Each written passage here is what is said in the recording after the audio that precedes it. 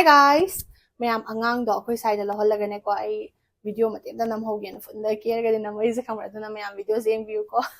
Saksan na video lo yung view yam na kana video ini na zukhale ba ko haidi sumaina yam na tang na namagpa haidi matam do yam tang na phangom matam na namagpa ni na ne ko sum kana video na share daw ninge ba ko aduna mayam yam na kana ganin khalle haujikan hawa nung si su phata bani na akoy gi ko kumba haidi samkhong kumba yam na kharang garang garang garang garang no ha ka chabu am tawe khomra ai am ha ka che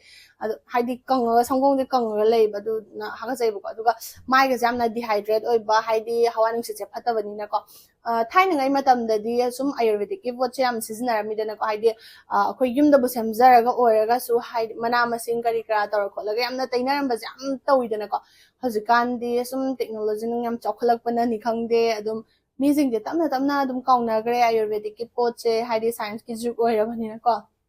aduna ngasi di akhoi gi hakchang na su kana ba chaba thakpada su ya ba adai sam skin sida kana ba product khak mayam da share tor ke taw mayam tin kana ni na khalle kai product no hai kanda sigi nature sure gi kalonji oil jine ba ko ado si se ang hawai di thau hing ba gaina jam haina bane ba ko haide akhoi lairak ta kai da yon yam la ami de na ko haide akhoi ne hoina sam da mai da tai yam da thing na hawe ba khambra sum ler ta kiting kinga ga yon bala fu da am thing na hawe ta da hojik di u gidre se aduna sigi products edum ulak ke taw bane smaina lairi habdo khangna ba ka ado sigi products e kalonji oil ne ba kalonji has a black seed ne ba do khoi manipur da khadi sum kalajira ga ne ga sumain ga haina bane ko singar sa ba ha pa maru do duni dana ado mai kana ba sing do ai kok te horoga sang phau ba kai kai na habdo mathang dum haijera ke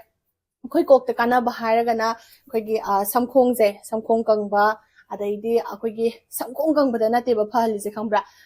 akhoi gi pok horokadabado baw da sina prevent daw bi ba ko haidi ngathokpi ai gi oina ai je hantak se ko khambra samje pok se hekta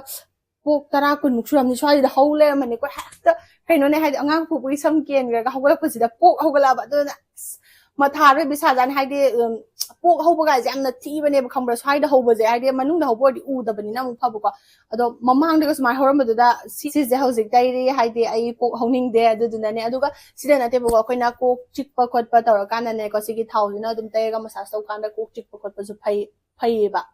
aduna ai di ko sam chikal le bo ko hojikan je aduna sigi thau jam na ingon di maru oi ba ko duga khoi gi skin da kai phai hai kan da skin je dullness oi ba adai di uneven tone skin oi ba adai di khoi gi dehydrate skin oi ba hai di kharang garang ga laur ga lai pa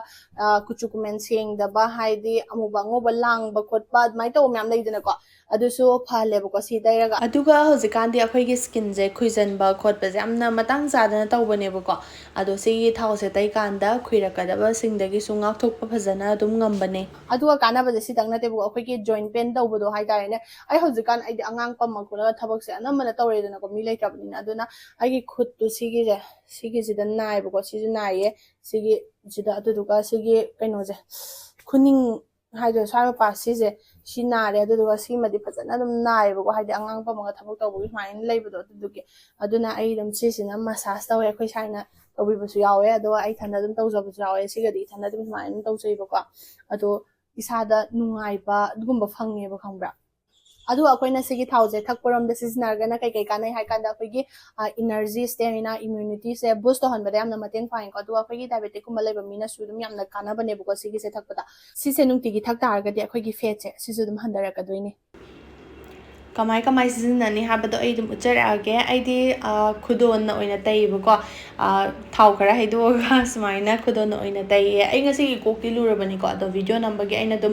tai ba mong do dum uchabane samkhong da na hena namna tai ba do oye samna da ga di ka shu tai da su yai da aduga joint pain do ba ma pa sing do khala ga dum tai ga massage dum tawe ba ko ai gi oina di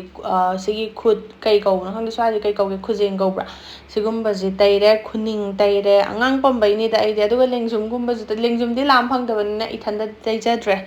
ado smaina tai yam tina isa je relax phang do du oi bane ai hojik makeup pudi tawsan gre ko ado aina season ba mong do dum ulake ba ko ai smaina khara lawani de na ko aduga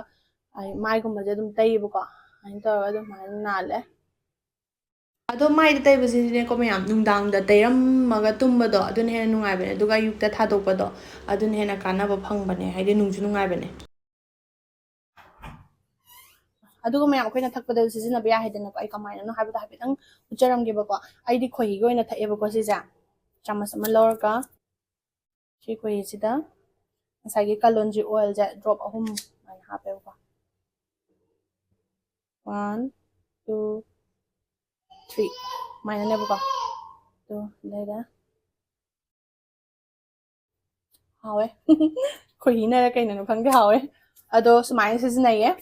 अदो ma'am कईगुम ma'am सिगी nature के kalonji oil से पाम तारगदी आई link लोइनमक description दा हापचरमगे करम करम वेबसाइट दा फंगी खोली हाबदो दुगा मसागी वेबसाइट की लिंक लोइनम हापचरमगे मैम ना तुम चेक तौबिर दुगा प्रोडक्ट से टेक तौबा या तारगदी आई तुम टेक तौरमगे मैं सिगी वीडियो से लोइसलगे ngasi वीडियो से काने काना दे हाबदो कमेंट तुम हाइबिरो ngasi दे लोइसलगे मैम अंगांग सु कपए thank you for watching bye